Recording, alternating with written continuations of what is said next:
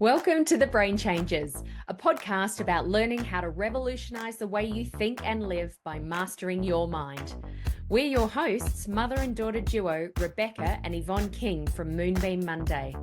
Our goal is to empower you to live the life you choose by teaching you how to retrain your brain.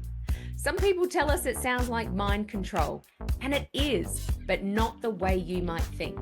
This is about you taking control of your own mind rather than letting your mind control you, so you can choose to live a life free from the expectations of others. No matter what you've experienced in the past, you can create positive change and transformation by learning how to master your mind. We know this because we've done it. Between us, we've survived cancer and stroke and eliminated debilitating anxiety and depression.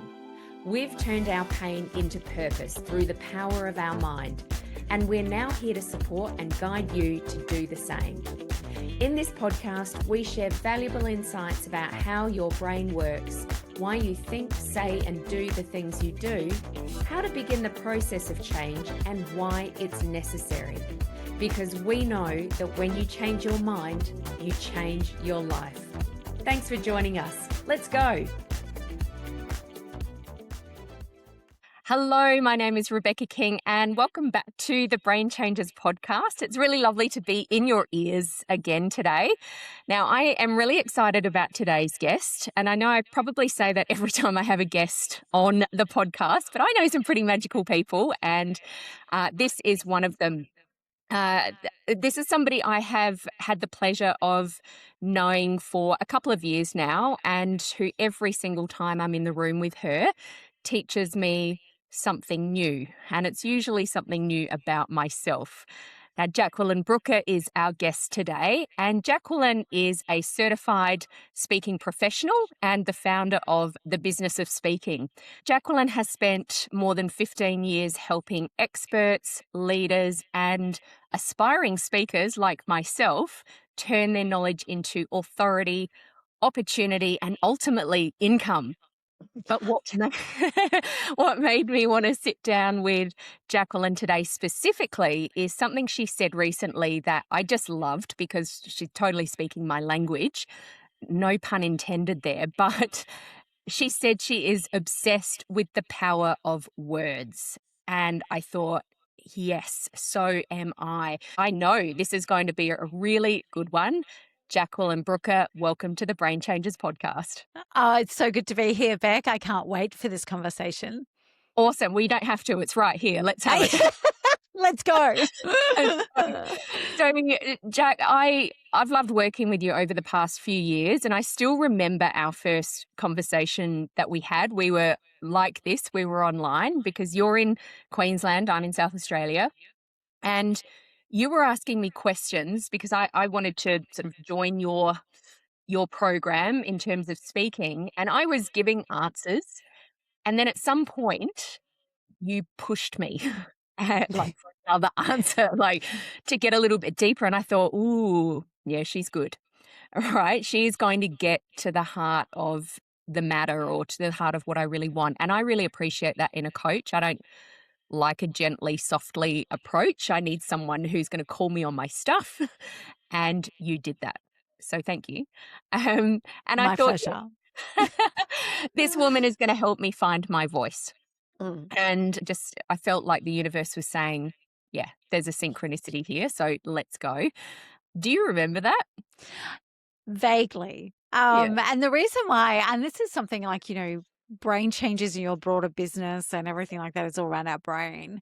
So Yeah. for those that don't know me, I can remember parts of it, but I can't remember in arrears. I can't sequence it because I have a PTSD brain.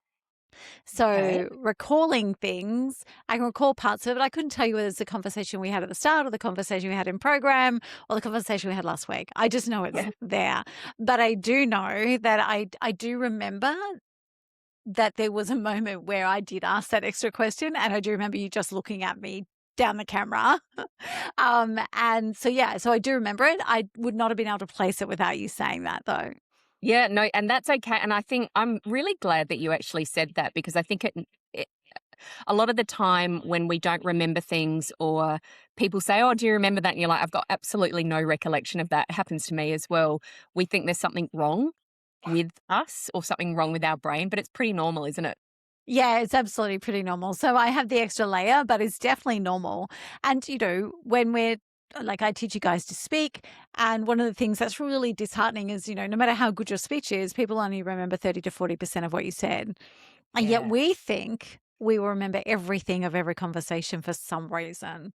And it's just not neurologically possible. That's right. I think we do put such an important such a emphasis on the words that we use, but what the stat is something like only 7% of the words that we say are what's remembered. Like you said, it's the feeling or you're going to Yeah, correct can we? that? Yeah, no, I'm not going to correct you on it because it's still the data, right? But Yeah. I want the research rerun because if Yeah. you think about our world now, um, we have this proliferation of video and proliferation of podcasts. We're going to be like this conversation is going to be coming to people through their ears, right? And I think we've shifted so much from the written word to the spoken word and auditory and all that sort of stuff. I would love that because I think words used well mean that you Oh, are 100% remembered, right? right. I think that came from a different era. I think it came from people who didn't actually, general population did not know how to use their words well.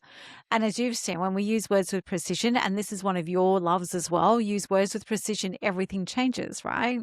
Mm, So I think the 7% factor, the research is still the research, but I think it needs to be rerun. mm, And I think it should be rerun in the point of view of if you use good words, the right combination of words, does that change that 7%? Because if it wasn't, and I'm going to go there, if it was still 7%, why do so many people get catfished, right? Which is, on the internet, you start talking to someone, you fall in love with someone, you discover it's not that person, you still love them. Even when mm. you find out that they're not who you were. And the heartbreak that comes is because you loved a real entity. And the only contact you've had with that person is words. That's true. See, I love that you give me a totally different perspective. How many minutes are we in? I probably wasn't supposed to go that fast though. Oh, no, look, the last interview I did, we went deep within 2 minutes, Yeah. so this Okay, is what we great. do on I the took brain my change. time then. Yeah, exactly, catch up. Yeah, yeah. No, this is it. You're allowing us to have a different perspective on and like you said, the research is the research. There's nothing wrong with knowing that and understanding that, but it's asking the next question to go deeper, and I Yeah. really like that, and, you've given me something else to think about.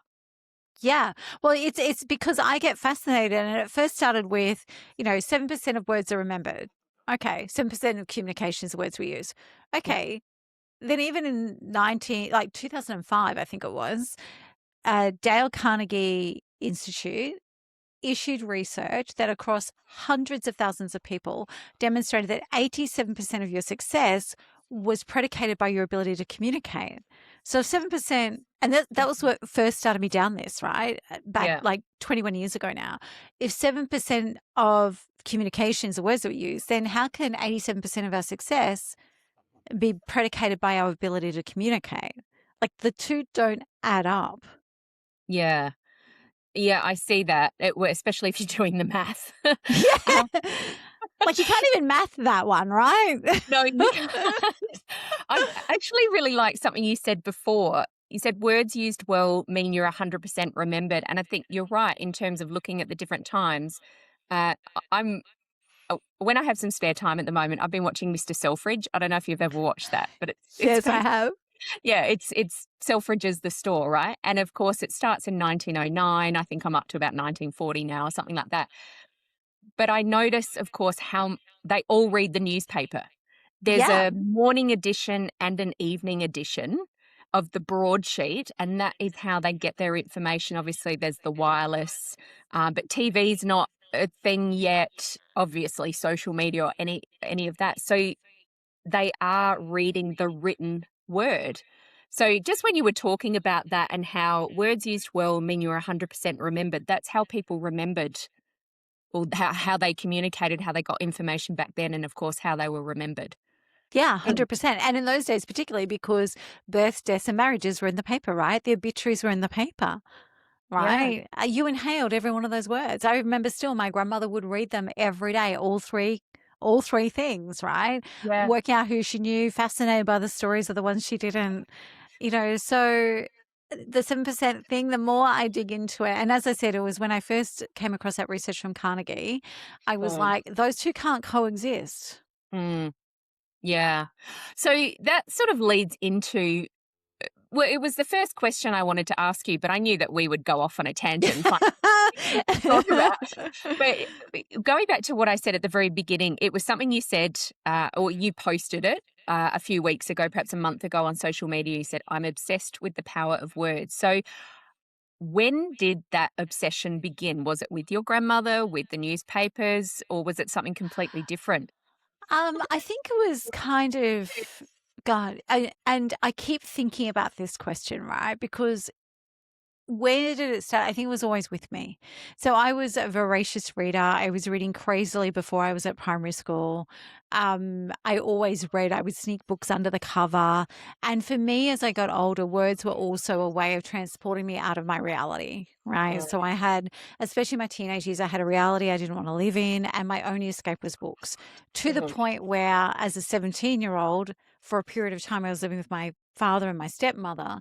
And my stepmother at the time, because it's a different one now, my stepmother at the time actually banned me from reading books because Wow. she said, "You go somewhere else and we can't reach you," quote unquote, and took all my books away. Wow. Right. And so I think the obsession with the power of words was it was a combination of things over my lifetime. The clearest time I can remember it being a thing was as a 12, 13-year-old. My grandparents on my mother's side had this fabulous beach house. Not fabulous as in amazing mansion, but there's like, old style, everyone Mhm. doss on the floor, 50 Mhm. people sleeping in a house that could sleep 10, that sort of thing. That was like just on the beach and was always salty and sandy and summers. Yeah. And I would lie on that bed on the sleep out and in the afternoon because we'd be on the beach all day and in the afternoon you'd have a sleep in the heat of the day.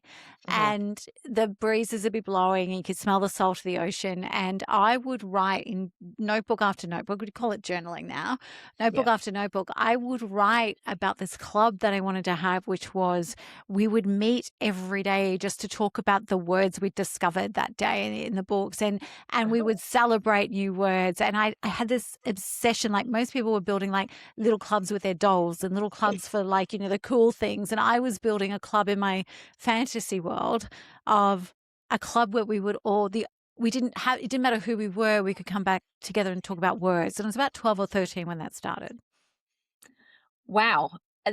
So words, it sounds like words were an escape for you in a Mm. way, but they were also a way of building connection, They were, or that want absolutely. to have a club. Yeah. Yeah, they were. It was about connection. I could see in everything I was reading was about connection. I also, in year 9 and 10, I went to a private boarding school, and our English teacher was actually from Massachusetts. And she had done her undergrad and postgrads in fine arts and literature and then become a high school teacher and ended up somehow in our high school here in Australia. And so she was mad about the power of words. And like she would unpack and dissect and challenge and red pen everything and send it back to you and tell you to use your words, right? Mhm. And it was fascinating. And I had her for 2 years. Mhm. Mm. Okay. So that it fed that love of words. Yeah. Was there a, like, along the way, whether it was there or later in life, was there a specific moment that you can point to that, or when you saw someone's choice of words, whether it was yourself or someone else's, change something quite profound? Like brought a different outcome or changed a relationship?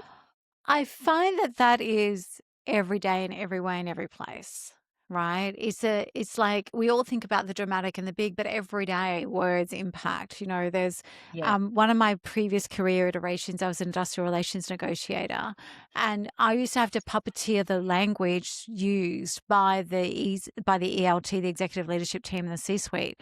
Because with one wrong sentence, they could screw the entire deal. They could break trust in a moment walking through a workshop floor. Yeah. Right? And then you see marriage breakdowns. My parents have there's a number of divorces and marriages across my parents. So you see relationship breakdown. I see my own relationship breakdowns and the way language changes from when you love to when you hate. Mm. I see language, and it's interesting even right now, like this is going to sound like a crazy example, but I see language we have a cavoodle, right? Mhm. And we talk about how we're now becoming aware how babies respond to language and presence and things like that. I realized last week we see it in Wilson, right? Oh. He actually, if our words change or our tone changes, Mm. his behavior changes, Absolutely. right? And Mm. I'm like, whoa. Right. And so, but going back to your other part of the question, which is, when did it first really profoundly impact me? Mm. I was it sounds like idyllic, but from the age of 15 to 25 was off the rails, right? Or Yeah. 24, completely off the rails. And words were the only words I uttered was screaming and rageful, full of rage. But Mhm. where that change was at the age of, it started to change was at the age of 21, my then boyfriend, who I'd been with for quite a while, decided to haul me along to an Amway conference. Right. And it was one of those big rallies in like a sporting arena. And they had a motivational speaker, and I'd never seen any such thing. Right. And she's still around, Janine Shepherd, and she spoke. And it was the first time I was listening to her. It was the first time I understood at a deep core level through her story that you didn't have to live the story you were given. Mm. And because of that, and even like it was the first time I had the experience of buying a book from the person on stage. So I was running down the arena grandstand stairs and underneath to buy my book as fast as I possibly could because I came from a world where things would run out. Right. So I thought if I didn't get to the books before everyone else, that there wouldn't be a book. And I still have it here on my bookshelves. Oh, Right. that's cool. But she was the first person whose words shifted my perspective of something. Right. That's a very powerful sentence you just said. You don't, or that she said, you don't have to live the experience you have been given. So she didn't say that. That was what I took from it. Oh, sorry, that's what you took from it. Yeah. Yeah. Yeah. So a very powerful takeaway from a motivational speaker. I think this speaks to perhaps what I might be jumping ahead of myself here, but why you do what you do because you realize the power behind words. And there's so many people out there who have something quite incredible to offer. Is that why or how you got into where you are Yeah. now? It's definitely not how I got into it. I felt like it was always random. I was recovering from a business failure in 2016, and I didn't feel like I could go back to my corporate career, my C-suite career. Didn't feel like I could even go back to my consulting career. And I was like, well, what am I going to do? And I'd always taught my teams how to speak and how to sell. I thought, well, I wonder if I can run some workshops. I have an entrepreneurial background. And so I started doing it. And probably for the first 4 to 5 years, I've been doing it since 2016. I Mhm. was just doing it until I could go back to my normal life. Right. Right. And it felt like really random. And it's only in the last, actually, I saw Janine at a conference 2 years ago. Mhm. Um, and that was when it all clicked. That was when I remembered having seen her. And I probably told a few people the story before that, but I was standing actually at a professional speakers conference. Mhm. I was talking to the first ever motivational speaker I'd ever seen, just briefly. It wasn't a huge Yeah. conversation. And I suddenly went, oh, this thing's been running in the background the whole time. Mm. She changed, she was a pivotal moment that changed the direction of my life that I didn't even recognize at the time. And I think that's quite common, isn't it? That and I love that you shared that example because it's thing we experience things, we have events throughout our life and we don't realize how impactful they are often until years and years later, Mm. or we don't realize the part that they're going to play. Like Mm. even something you've said to me recently when we've been working on my keynote speech, Yeah. and you said, "Beck, you've got a background in theatre, like not professional, obviously teenage amateur." But you But a said, love for it. "But a love for it." Yeah, and you said, "Use that to your advantage. This is where it comes in." Now, I just thought perhaps that was something I loved doing as a teenager. Maybe there was reasons around it, but I'm now coming to realize that that was there for a reason. Mhm. What I'm doing now or the direction I'm going in now, this is what I'm here for. This is what I'm meant to be doing. And that has just prepared me for Yeah, what's to come. 100%. You gave me that realization. Thank you. Yeah, it was I was sitting there going, "Oh, hang on, Beck. You're like," and I think I actually said to you, "You got an unfair advantage here." And you're like, "What?" Really? What is it? But it's Yeah. true. And, it's the same though is like that made some pieces fall together for you. And that's the same sort of power as what Janine did unknowing. She never knew I existed in that crowd. It was a massive crowd. It was thousands of people. Yeah. And even when we reconnected, it wasn't like a massive, like, oh my good, then heaven's open. It was just a moment in time. Yeah. But hearing her speak well, not just get up and vomit words out, but speak really well, caused me to question what I thought I knew. And that's Mm, actually what words done well do. And not in a way to destabilize people, but in a way to shift people. yeah. Giving you a different way, just like you did at the very, very beginning, giving us a different way to think about things, Yeah. being able to see it from a different perspective. Because when we use different words, we think differently. When we think differently, we can affect change, our behavior changes, our state changes, and the impact that we have around us. Whether we're doing massive things in the world or whether it's just our immediate community, like Yeah. your caboodle, Yeah. Like my caboodle, right? it has an impact. Mm. So I you've mentioned something happened around 2016. Now you've spoken publicly, of course, about losing your voice 3 Yeah. times. And when we talk about this, it's not a literal losing your voice. Um, I've heard you deliver this on stage, and it was incredibly powerful, very compelling. I'm not going to ask you to walk us through all of that again today. I do recommend that people see you speak if they're, if they Thanks. get the opportunity to. But I am curious about what came out of it on the other side because, Yeah. Is there anything in specific? Because I could go in all sorts of directions here. yeah, Is of there something course. that's really got your attention? Well, yeah, it's the bit like that was a period of your life when your voice was genuinely taken from you. And like I said, it wasn't physically, but this was in a very public, a very legal way. So there's two parts to my question, not what happened, but it's who did you become because of that?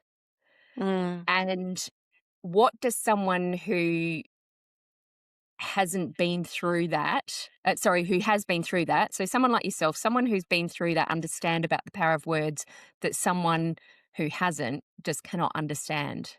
Yeah. So, and it's interesting because we've been thinking about this a lot because actually we're at the time of recording this, we're 3 weeks from the 10-year anniversary of that event. Oh, wow. And so we've been talking about, what are the things that I've learned? We've been looking at what we're going to actually release into the world as a result of that. I'm actually speaking for the professional conference organizer that was my PCO for that event. The day before the 10-year anniversary. So there's all these serendipities coming Oh, into place. So mm, I think the biggest thing is, and just for people to have some context without going into the yes. whole thing, I had a business failure that was the result of a gag order from a Hollywood A-lister. So I wasn't able to speak on anything to do with what happened with that contract. And then I also, because the business went into receivership, I wasn't legally allowed to speak about the business. I also had advised to go and run and book in somewhere under a false name from my closest advisors. And that's what created a further vacuum. I've never spoken about that before, but it's been a realization recently. So Okay. between those, I didn't have a voice. And Mm, I still haven't had a voice for most of the 10 years since. Right. yeah. So, what I learned about our words is a couple of key things that I want to speak into. Number one is when that happens, you have to let go of the idea of being able to control the narrative. You can't, right? And for someone obsessed with words, I think that debilitated me more than anything else, right? To actually have the power of words stripped from me and no control over the words of others. You know, at one stage, I had 73 pages on Google talking about my business failure and branding me a con artist, 73 pages straight without another single result in it, right? And that stayed for about 5 years, right? So, and people, very few people in my inner circle, so very few people actually knew what was going on. So, number one is when it comes to words, the irony of this is you need to let go of needing to control the narrative.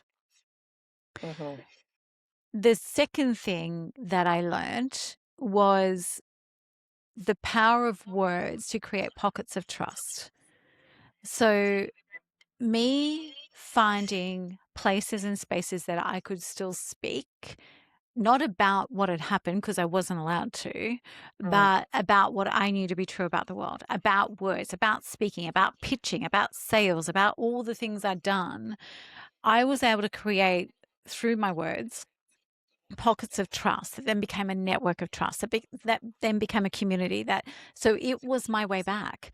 So even though I lost my voice, it was the words in small circles that created pockets of trust that enabled me to build a community to come back to, right? And I said a while ago, I feel as though I've been teaching others to have their voice until I felt strong enough to regain mine. Okay. So when you say support network, you really do mean that support network, almost like holding space for you to help bring yourself back while giving to others. Yeah, so it was in the giving to others and helping you find your voices that I've been doing most of the last 10 years because COVID also happened. Yeah. But most last 10 years in a really weird God-driven way created this space for me to find my own voice again.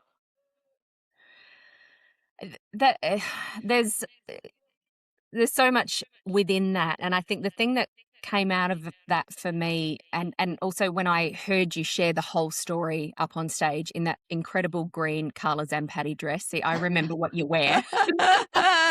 Always. I can always count on you for that. Is that I felt, and this is why I'm so glad you're sharing it today, because I'm sure there'll be listeners who will really resonate with this. But what I heard from that is you were silenced, you were cancelled. You know, we've been talking about cancel culture for the last couple of years. And it gave me this realization that it's not always public. Yours was a very public dispute, as you've shared with us, or a very public experience. But so many of us have had that kind of experience, perhaps in a quieter everyday moment. Yeah. Everyday moment. I realized family, friends, community, sports teams, or schoolyards. professionally. Yeah. Professionally, workplaces. Like when were you silenced and like put in a corner figuratively? That's right. Yeah. Right. I realized from that I had experienced that in a previous workplace, not just once, but one came to mind. And I think it's that power of sharing the experience as well, going, oh, okay, I'm not the only one this has happened to, even though logically you know it. But also hearing you talk about how long it's taken for you to move through this, how you've done it, but also to see on the other side where you are now and what you've been able to do with that experience has a very powerful effect. So I appreciate you coming on and sharing that with us. And I imagine, oh, go ahead. No, I was just going to say, but it only has a powerful effect because I know how to use my words. Yeah. Right? If I was still screaming at the universe, right? If I was still wanting to know why this happened to me, if I didn't know how to use my words, there's no way in hell I would still be standing. Recovery, like for anyone going through a big event, recovery is not possible if you don't know how to use your words. It's just not. And what I heard there is you took responsibility for the situation you were in rather than looking outward and blaming. I'm sure there was probably moments of that as we there was all lots of have. that. There was lots of that. So not saying that you I'm just not automatically an angel. how can I change this?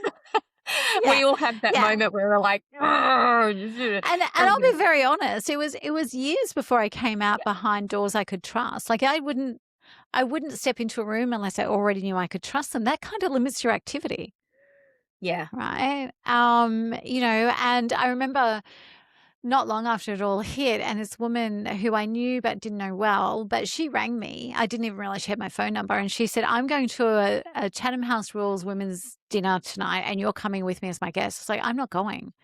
And she asked me the day before. I said, I'm not going. Mm. Anyway, and then the next morning she rings me and she goes, "I've had to think about your answer and you are going. I'll pick you up at 5 o'clock tonight." And it was like, I didn't know her well enough to say no. Like I knew her well enough ahead of my, but I didn't know her well enough to push back the second time.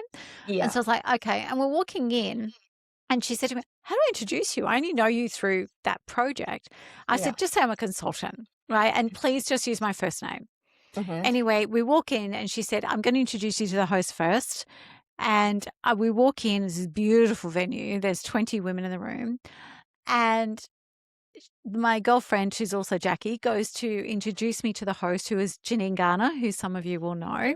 And Janine turns around as I'm getting introduced. So Jackie's deliberately playing a call. And Janine turns around. She goes, "I know exactly who you are and what you've been through," and walked up and gave me a hug. Oh, Now, for wow. most people, that would make you feel welcome. For me, it terrified me Mm. because I couldn't hide.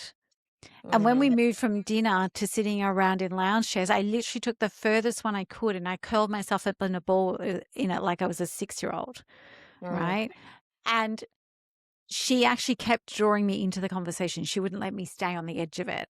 And then what happened in that room was I picked up my first 3 clients for what was going to become my new business because they wanted to be able to speak like me.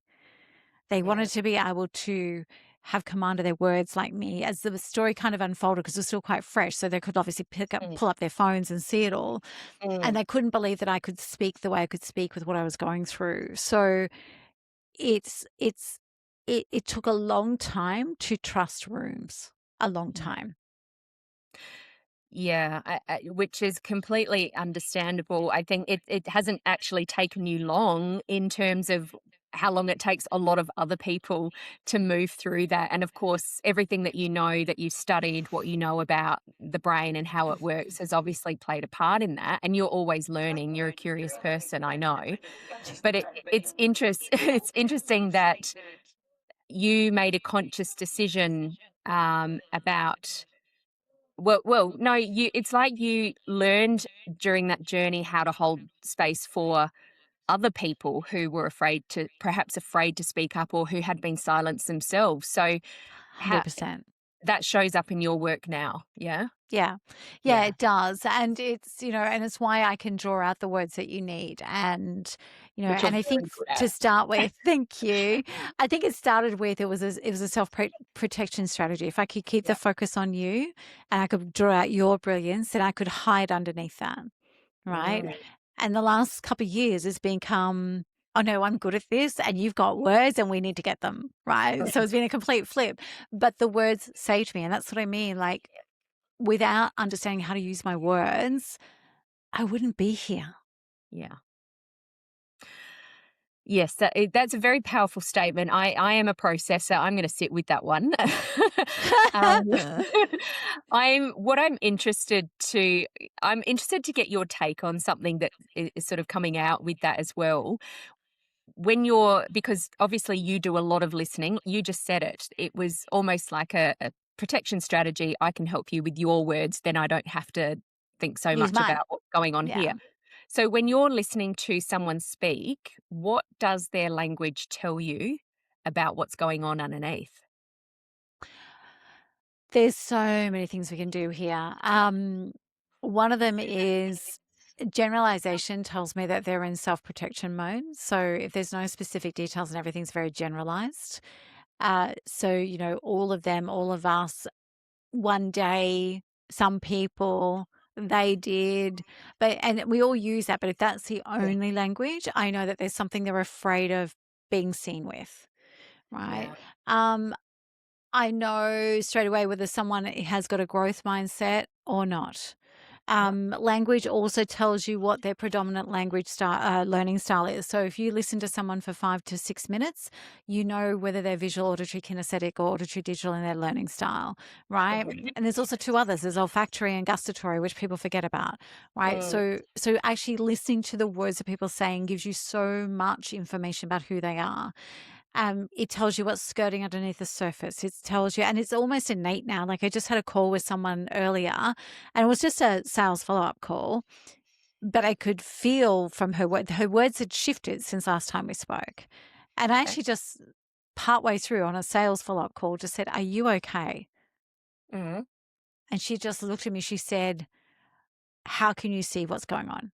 I said, and so she's number one, she's visual, Mm-hmm. right? And I said to her, because your language has changed, you use this word and this word and this word, and that doesn't sound like you. Mm. I said, it feels to me like you've put a wall up. And so I'm not even going to try to get you to come and work with me at the moment. I want you to unpack for me what wall just went up. Right. And so shifts in language. Right. And shifts in language also tell you very quickly if something's changed for someone. You know, I went from being at high school obsessed with language, obsessed with words, arguing. My legal teacher was an ex-barrister. Like I would have full-blown legal debates with her in grade 11, to not even writing my name on an exam paper. And for those of you who are younger, we used to write names on exam papers, right?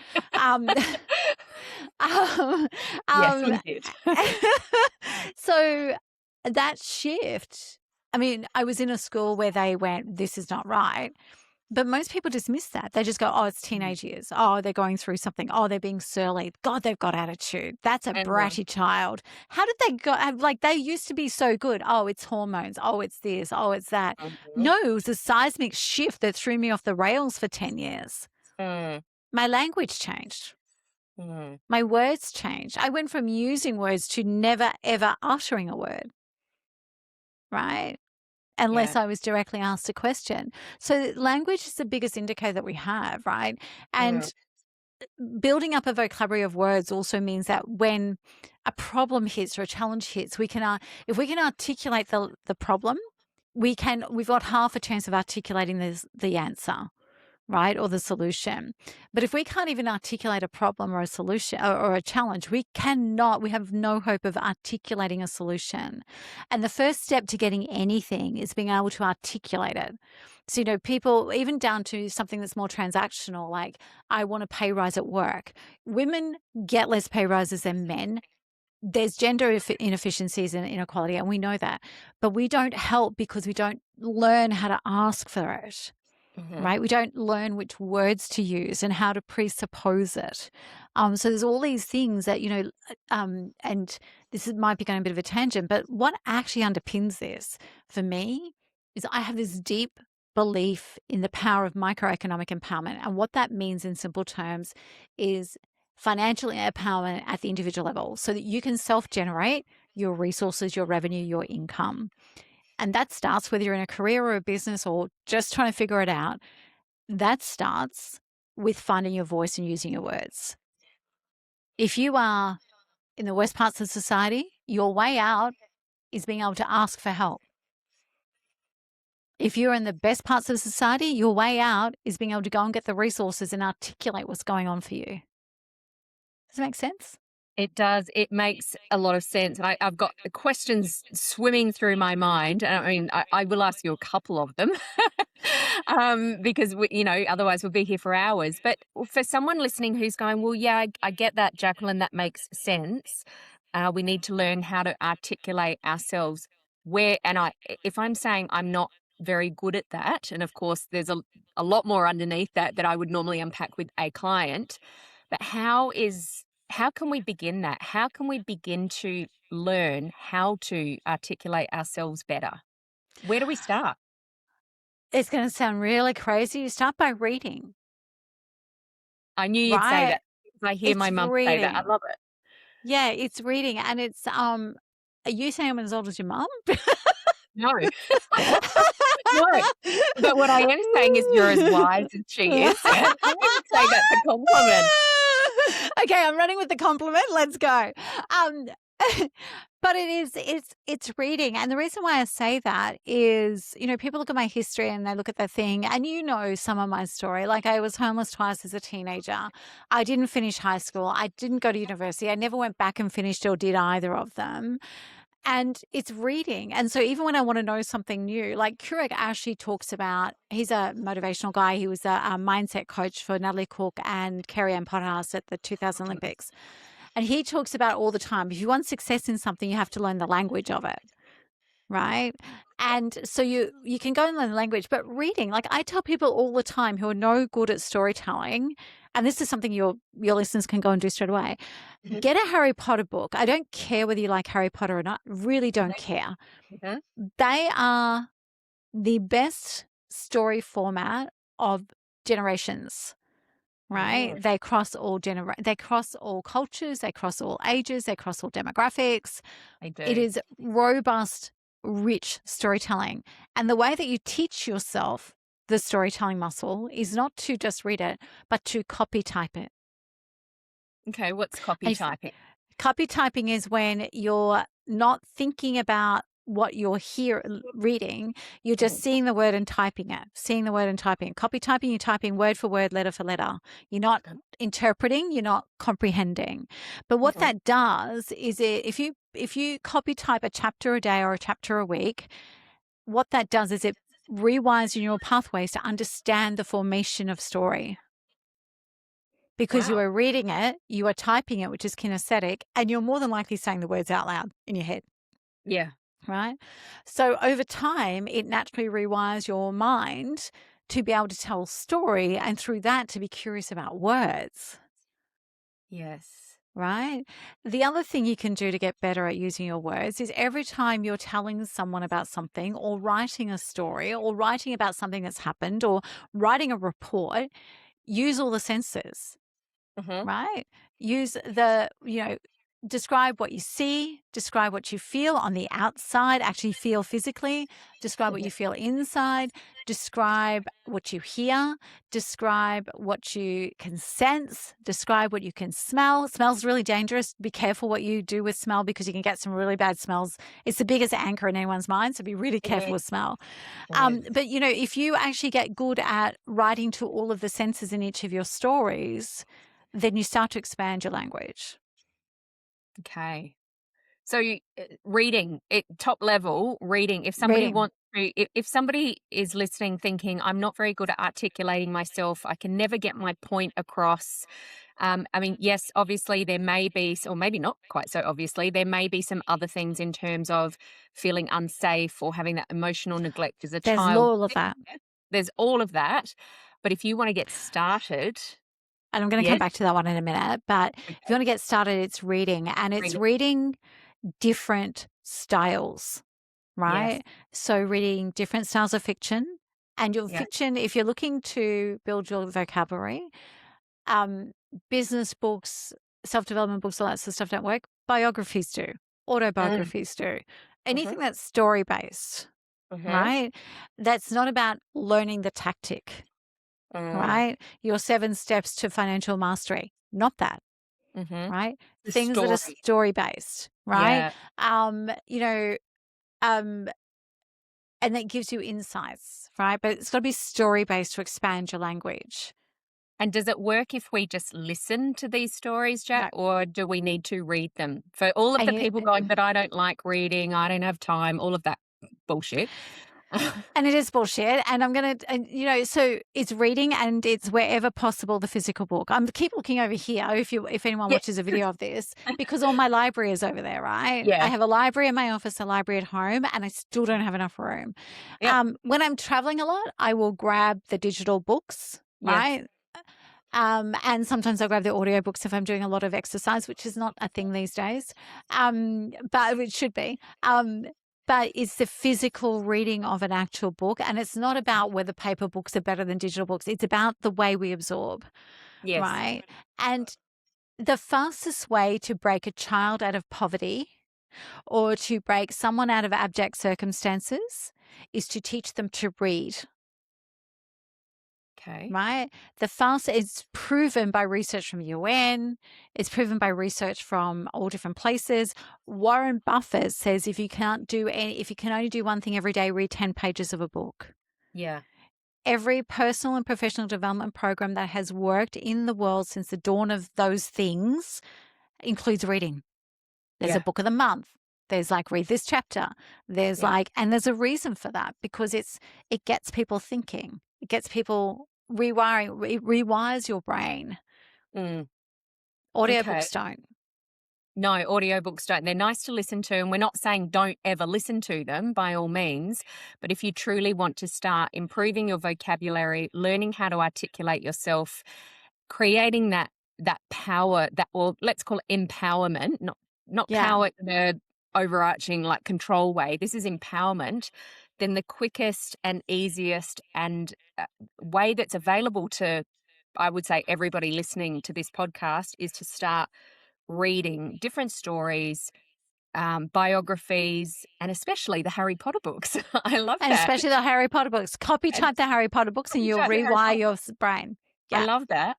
You Yeah. said a moment ago when I was talking very briefly about emotional safety, that kind of thing, you said you wanted to go back to it. Can I take you back then? Yeah. It's really hard. A lot of people feel like emotional safety with their voice and finding their words is about having confidence, Mm, right? Confidence doesn't count when you're not feeling safe. Because the moment you open your mouth, especially if something adverse happens, you're back worse than you were. We don't need confidence. We need evidence that we can be safe to speak, and we yeah. need increasingly like small evidence points that stack. So my thing is confidence is variable and evidence is stackable. Right. So, evidence of being able to speak and use your words and be safe to do so. And this is why a lot of programs, especially for women in domestic violence, start with small rooms, small conversations, people are the same as them and grows. Mhm. But the other thing is, and this comes down to language, I have an exercise that we use across all our programs, but I've used it for like 15 years. And it basically writes your own affirmations for you. So I call it ditch the affirmations, Mhm. right? Because you're using somebody else's words. And what it is you take all the bad things, all those things that loop in your mind that are the inner critic and the bad things that you say, you write them down on one side of the page. And then on the right-hand side of the page, you write down what you would prefer to say to yourself or hear from someone else instead of. And then you physically go through and you cross out the left-hand side and you say the right-hand side. And if you do that Mhm. morning and night for 7 days, you start to rewire your thinking. Yeah. It I love builds the muscle. yeah. You always talk about that building the muscles, like when we're talking about speaking or getting used to speaking, finding new rooms to speak in, you're like, build the muscle, find the small room, do it in front of, the small audience. You don't have to go straight for the conference of 500, that kind of thing. It's like going to the gym, right? We use that analogy all the time. It's the You reps. It's the reps. You go twice to the gym, you don't have big bulky muscles. You've got to go consistently over time and continue doing it, because we can lose what we learn. We can unlearn what we learn, can't we? Yeah, totally. And the thing Yeah. is that you've got to stack it, right? And so if you go straight to something big and it doesn't work, you will never do it again, right? Mhm. Or it will take you years to do it again. So Mm, why would you do that to yourself? mm. Right. And if you know, for example, that you can't even speak to your opinion in a group of friends, you are not going to be able to hold opinion on a stage. Mm. Right? So start where the words have got, and this is one of start where the words have got control of you. Not where you control the words, but the words have got control of you. So you don't use the words you know you should, the conversations where you should speak up, the workplaces where you don't know how to express yourself. So if there's a place where words have control of you and you don't use the words that you know you should, start there. Get those resolved first and then build it. Some good advice there, Jacq. I feel like almost less of a podcast host today and just more of learning from you. I think I said that at the very beginning. Every time I'm in the room with you, whether it's virtual or real time, I'm learning from you. So I do love that. Um, I want to ask a little, sort of tacking this question on to what we've just been talking about. And it's about how do we start catching that language that we are using ourselves. And the reason I thought about this is because in the last collective session that I was at a few weeks ago, at the very end, you said something like, or you started the sentence going, oh, now don't forget to hang on a second, remember to do your home play. And like you literally caught yourself in the moment, which I was just like, oh, yeah, this woman totally gets me. She is speaking my language. I thought, yes, this is what conscious awareness looks like when we actually live it, not just Mm, understand it. I even had this conversation with a client this very morning. We were talking about how to change our language, but how we actually build that awareness around being able to catch it like you did mm. in real time and not going, oh, I just said the wrong thing, but going, oh, well, I'll just change what I said. And that's actually going to help everyone. Why did you do that? And how did you do that in real time? Yeah, and I know that you've been obsessed with this and you keep asking me how, and I'm like, I don't know how. I would love to be able to stand up here like a genius and say, oh, is this and this and this. I think though it comes down to building the muscle, right? So Yeah. the way that I was taught to listen for the words that tell you what someone's learning style is. So I was doing master practitioner of NLP. So I'm trained to trainers level NLP. Mhm. And so I was doing the mid one, which is master prac. Yeah. And our homework every day was to spend 90 minutes in a Melbourne cafe for 10 days straight on our way. And we had the list of the predicates, which is the word library per learning style. And we had to listen to conversations around us and highlight and try and work out what their learning style was from the words we were hearing. So we had a Mm, really intense induction into this.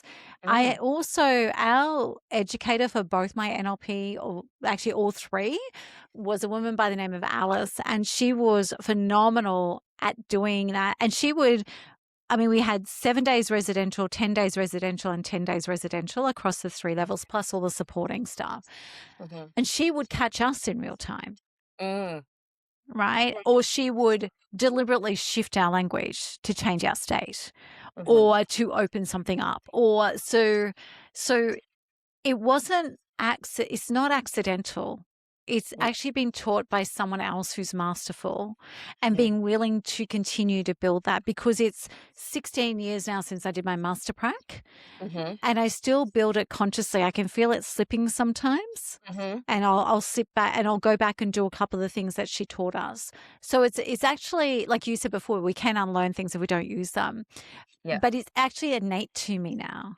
yeah, One of the things that we did that really helped with that was I used to set communications when I was just training communications years ago. And the whole but and. So but tells us everything we've heard before is bullshit and the truth is now coming, right? And mhm, means we're actually moving and it changes the way you speak.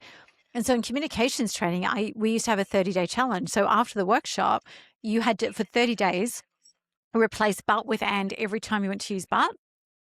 okay, And then we came back and workshop the differences that you notice so that you end up using but when you should, not as a default and not as I want to shove off accountability here. Right. And mhm, so that was in real time having to catch yourself. mm, And I did it myself, but then as a facilitator of that many times over, I think it built that awareness.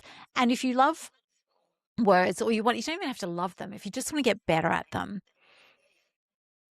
you do become more consciously aware. It does become innate. So, even when you did the beautiful, glorious post you did about having been witness to that, I was mhm, like, I knew I did it afterwards. I didn't know I mm, was doing it in the moment. yeah.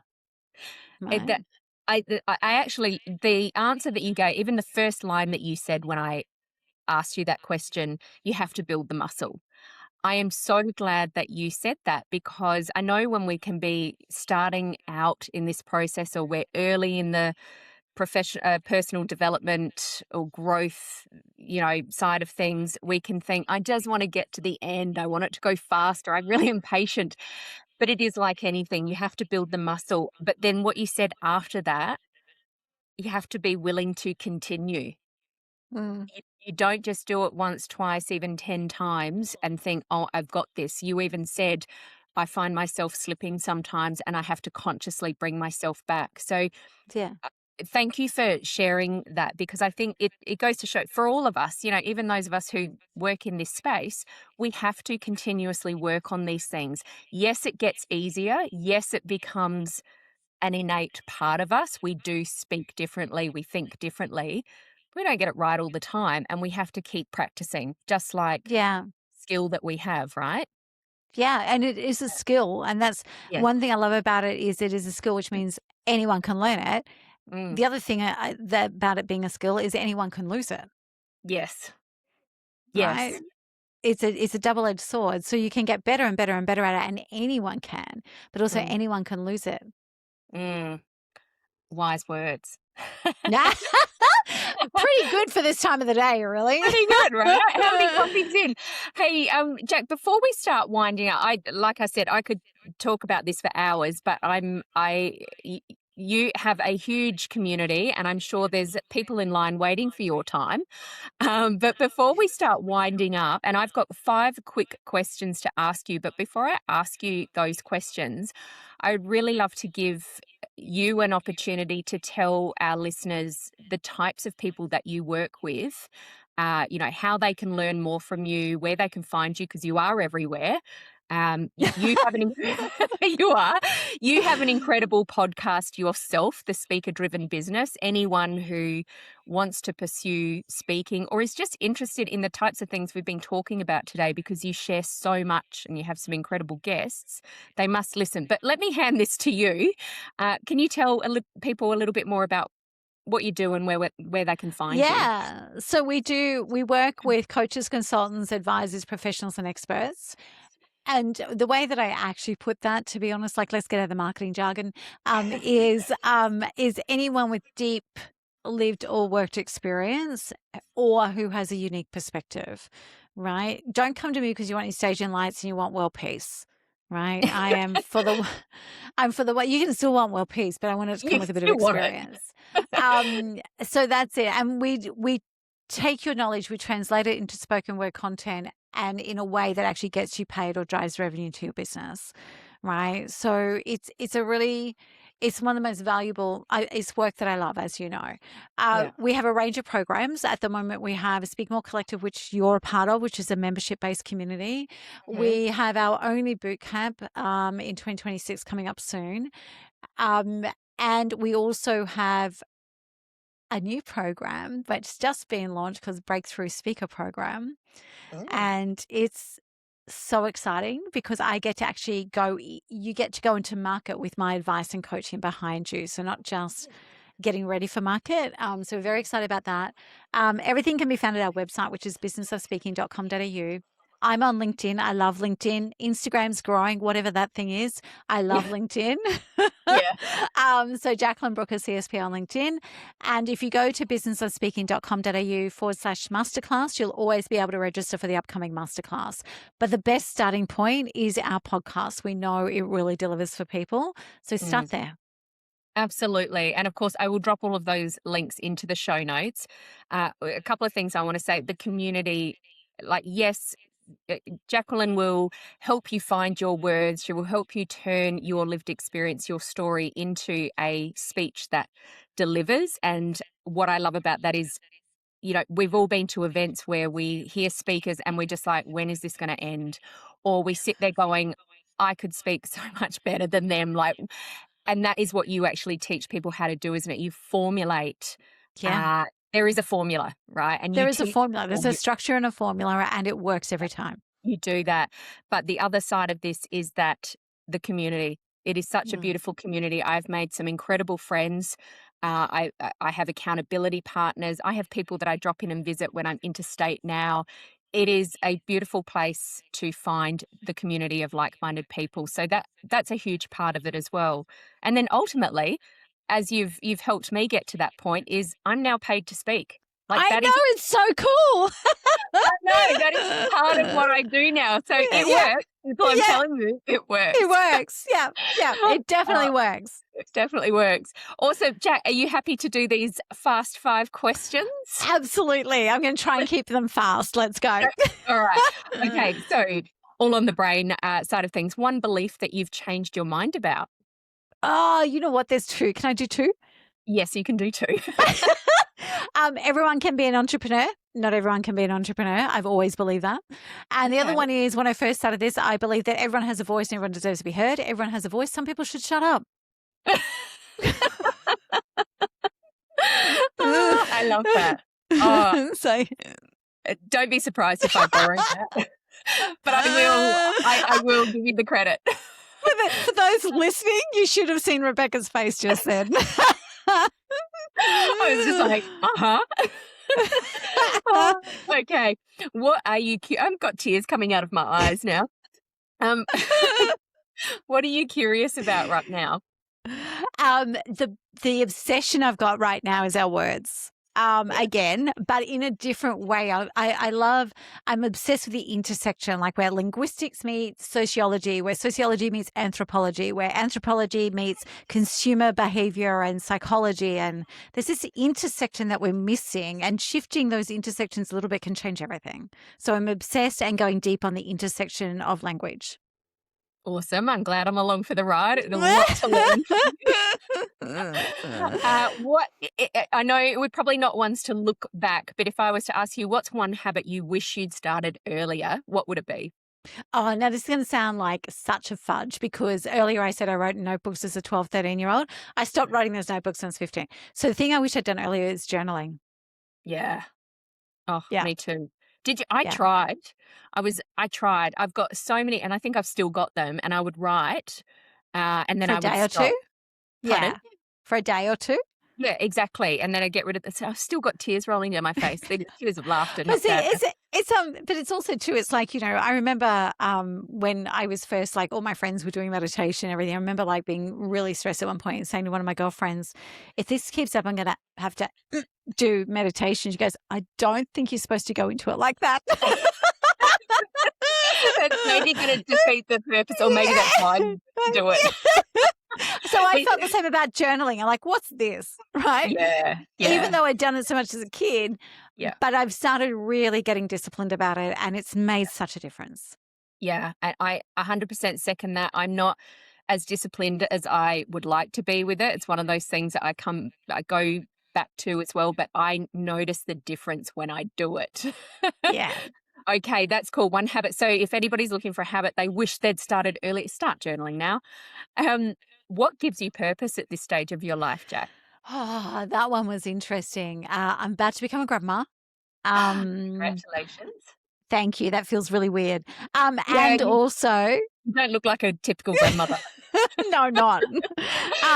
But I'm very excited. But the purpose part, I had to really think about this because I do want it to be glib, and I don't stop often and think about it. So thank you for asking the question.